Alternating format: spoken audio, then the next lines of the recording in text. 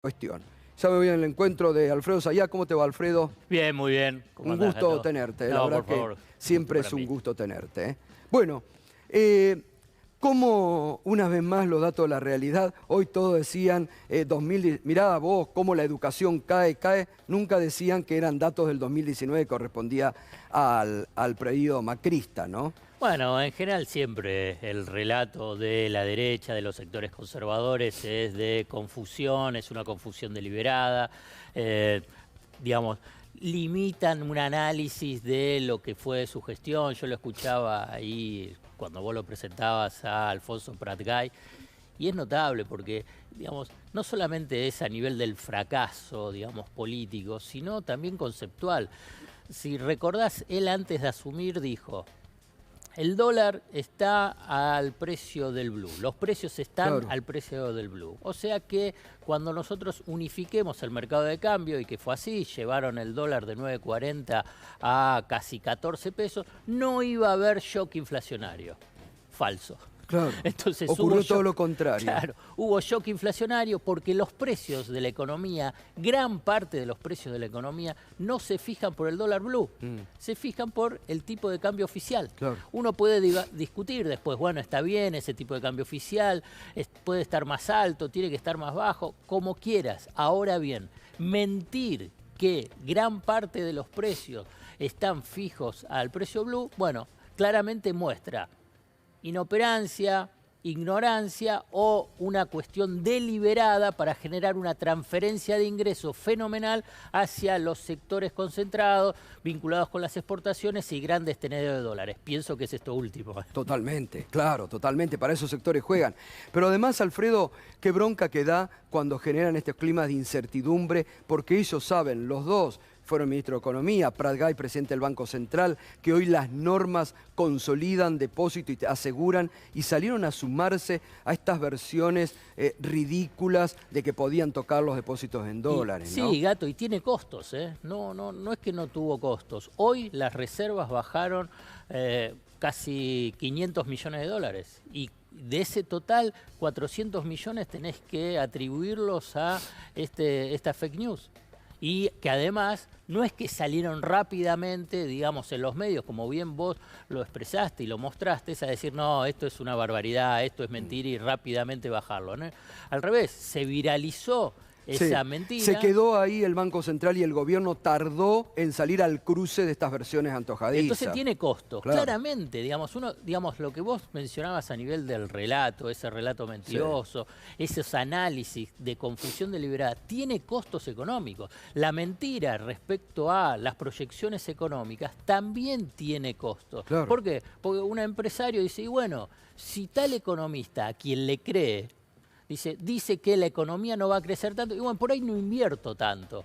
O por ahí agarro y dice, bueno, no expando la producción que tengo a nivel de la capacidad instalada. Porque vos ahí mencionabas, y después Todesca, hoy a la salida de la reunión de Gabinete Económico, la economía va a crecer el 10%. Ya lo estamos preparando, pero es fácil y cada uno lo va a hacer si va al archivo. ¿Cuánto decían que iba a crecer la economía argentina? Todos estos economistas que se presentan que son unos expertos, unos genios de la economía. ¿Cuánto decía Pratgay, Melconian, Sturzenegger? Hace todo ese listado.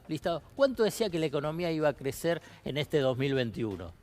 Te puedo asegurar, porque también lo sé, ninguno dijo que iba a crecer el 10%. No, nadie. Ninguno. Nadie. Ninguno. Y ahora nadie lo reconoce, porque dicen, no, bueno, es rebote, lo tratan de subestimar, cuando todos los sectores y la industria se están recuperando como nunca. Bueno, entonces vos agarrás y dices, ¿eso tiene costos? Claro que tiene costos, porque genera expectativas negativas. Obviamente que hay medidas para contrarrestar esa expectativa negativa. Por eso la economía crece, falta la distribución, como bien ahí está la convocatoria que vos estás haciendo, claramente que falta la distribución de ese crecimiento, pero tiene costos. Y esto hay que saberlo, digamos, la sociedad o quienes se interesan de la política, como se interesa del saber económico, tienen que tratar de identificar quiénes son los que venden una realidad que no es tal simplemente por un sesgo ideológico y político. Ahora, digo, es tremendo, ¿no? porque tenés que estar luchando todos los días con un marco Sí. de muchas mentiras, de un relato muy mentiroso, con intereses, porque en definitiva, no sé si vos coincidís, pero ayer Leandro Santoro decía, ojo, porque están creando, buscando las condiciones para ir a dolarizar nuevamente la economía, Sí. y si ellos son gobiernos, pegar el zarpazo para dolarizar. Sí, mira, punto uno, hay que saber, viste que siempre se buscan definiciones de lo que es la economía. La economía es un espacio de disputa de poder entre diferentes sectores económicos y sociales que tienen intereses contrapuestos. Digamos, ¿entendés? Es un espacio de disputa de poder. Por consiguiente, el gobierno, los sectores políticos que están dentro del frente de todo, tienen que saber que ese es el espacio de disputa de poder. No es simplemente decir, bueno, tomo una medida y se acabó. No, no, tenés que salir a disputar esa medida. Claro. ¿Qué quiere decir? En la construcción de la interpretación sobre esa medida. Por ejemplo, la que fue la de la suspensión transitoria de los pagos en pesos financiados para gastos en dólares. Vos tenés que explicarlo. ¿Por qué? Porque la economía es un espacio de disputa de poder. Claro. Y del otro lado van a encontrar con verdades, con mentiras, con medias verdades, con lo que sea, entrar en esa disputa. Entonces tenés que estar ahí explicando en forma permanente, digamos, qué es ¿Y lo le que sigue estás faltando haciendo. al gobierno esas explicaciones o dar esos debates? Claro que sí, para mí sí. Para mí sí. Por ejemplo, hoy salió Cecilia Todesca, bueno, a plantar claramente un debate. Decía, la economía está creciendo. La economía está creciendo, la industria, el empleo. Ahora bien, me parece que también hay que avanzar en ese debate. Sobre decir, bueno, el 2022 va a ser de crecimiento, que esto es lo que plantea el gobierno, pero que también tiene que ser de mejora en la distribución del Claro, ingreso. claro. Y para hacerlo más claro, tienen que mejorar los ingresos de los sectores populares, trabajadores formales, trabajadores informales, jubilados, incremento de esos ingresos por encima de la inflación, que sigue siendo un problema. Claro. Entonces dice, ¿la inflación es un problema? Sí, estamos encarando el problema inflacionario, pero ¿sabés qué? También estamos encarando el tema de que los ingresos no queden detrás de la inflación, que no corran detrás de la inflación. Claro. Porque la verdad, en el ciclo del kirchnerismo también hubo problemas con la inflación, fundamentalmente a partir del 2007, pero los ingresos crecían por encima de la inflación, y no de la inflación del INDEC, de la inflación que elaboraban consultoras y consultoras independientes y Sí. estudios de investigación. Entonces, ¿por qué? Porque si no, es que te encontrás que cuando vas al supermercado, cuando vas a comprar cualquier tipo de producto y servicio, decís, bueno, sí, hubo un poquitito de aumento, pero esto aumentó más. Bueno, lo que tiene que aumentar más es los ingresos de los sectores populares, porque Claro. así mejora la calidad de vida dentro de un contexto difícil inflacionario, a nivel local y a nivel internacional. Vos mencionabas el tema del pan, y me parece una iniciativa adecuada en un contexto difícil a nivel local de la inflación, Sí. pero también a nivel internacional. ¿Pero claro. por qué? Porque el precio del trigo está creciendo a nivel internacional. Y además con una cosecha récord en Argentina. Ujú. Esto es otro de los eventos económicos que casi vos no lo registrás en los medios.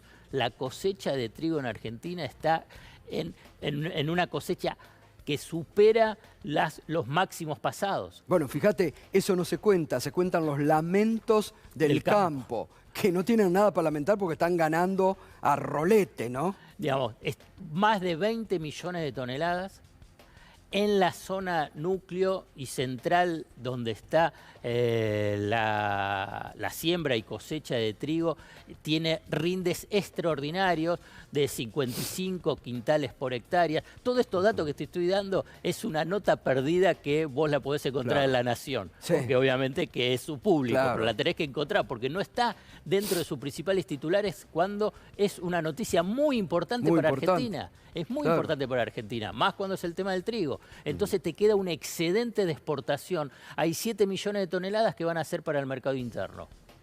El resto es para exportación. Y entonces tenés más ingreso de dólares Ujú. que para las reservas, cosa que también es un dato importante en un mercado cambiario bajo tensión, con un stock de reservas de dólares bajo tensión. Y también ahí quiero hacer una observación cuando dice el Banco Central no tiene dólares. Mentira, el Banco Central tiene dólares. ¿Está bajo tensión esos dólares? Sí. Claro. Entonces, ¿qué es lo que hace el Banco Central? Elige a quién darle los dólares. privilegia, en este caso, al sector productivo, a las pymes, por ejemplo, para que tengan acceso más fácil de los dólares para comprar bienes de capital, o sea, para expandir la producción. Entonces, bueno, todo ese es un marco económico necesario para que se pueda comprender cuál es el momento. ¿Y ves cercano el acuerdo con el fondo? Sí.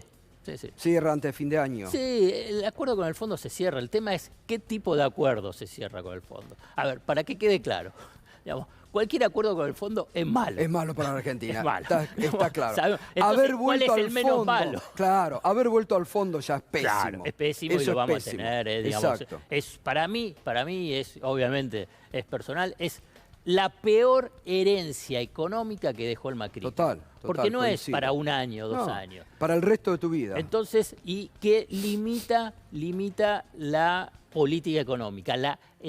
Los estrechos márgenes de autonomía de política económica lo tenés con un acuerdo con el fondo. Vamos a tener auditorías permanentes del Fondo Monetario Internacional. Pero también quiero decir algo. Cuando hablamos del Fondo Monetario Internacional, ¿de quién estamos hablando? No es la institución así abstracta que tiene su edificio en Washington lleno de tecnócratas. Son las potencias. Exacto. Y dentro de las potencias, la que manda más dentro Estados de Unidos. es Estados Unidos. Obvio. Entonces vos estás negociando con Estados Unidos. Totalmente. No es con cualquiera. Entonces Totalmente. es una situación de extrema vulnerabilidad frente a ese escenario de negociación. Por eso decimos y coincidimos, bueno, estar con el fondo es malo. Ahora bien, hay que conseguir el menos malo de los acuerdos con el Fondo Monetario Internacional. Y yo creo que Martín Guzmán está en ese camino. Alfredo, muchas gracias, realmente clarísimo y siempre un gustazo tenerte para que estas cosas nos las hagas más fácil. Bueno, no, gracias a vos, Gato. Un gustazo, Gracias, Alfredo, como siempre. Alfredo Zayat, un capo, un genio. La verdad que es un gusto siempre tenerlo aquí con nosotros. Enseguidita ya están los estudios.